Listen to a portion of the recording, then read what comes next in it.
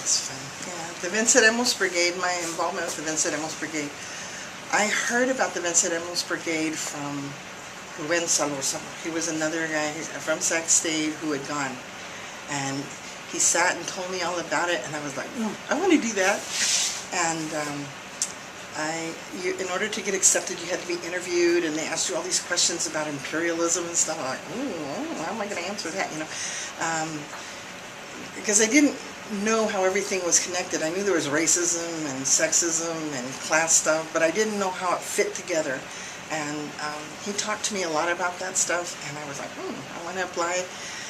I remember to get ready for the brigade, we had to go through a lot of like workshops, you know, training, understanding, reading. I read lots of books, history of Cuba, you know, I read some book by Betita Martinez that she'd written. I read all kinds of stuff, you know, and I got ready and I went and we cut sugar cane for 6 weeks, and we traveled the island.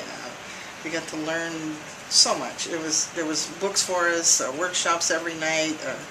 We had fun too, you know, but it was a lot of physical work and a lot of intellectual capacity building, I could say, you know, for all of us, also all the people who went. I think there was 230 of us, and of the 230, well, there were Chicanos from Colorado, from Texas, from LA, you know, the Bay Area, African Americans, Puerto Ricans, people from Hawaii, and we got to learn about each other's struggles. So we also had presentations in the evenings. So after we cut sugarcane, we'd go and hear each other and learn about each other's struggles. And then we got to meet and work alongside the Vietnamese and people from Guinea-Bissau and Mozambique, and it was an incredible experience in terms of getting to know about liberation struggles around the world. You start seeing how our movement at home was like our movement at home, and there were all these other ones that were fighting against the same enemy. Does that make sense?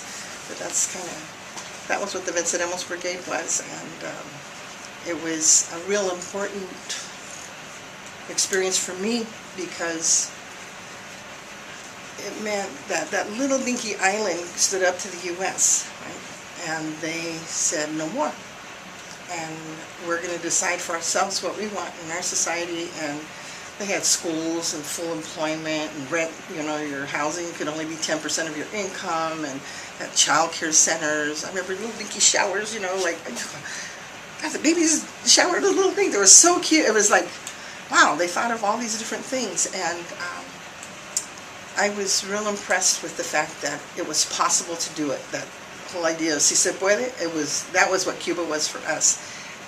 In terms of what kind of society, new society did we want? What were we fighting for? And Cuba was an example of one way our society could be.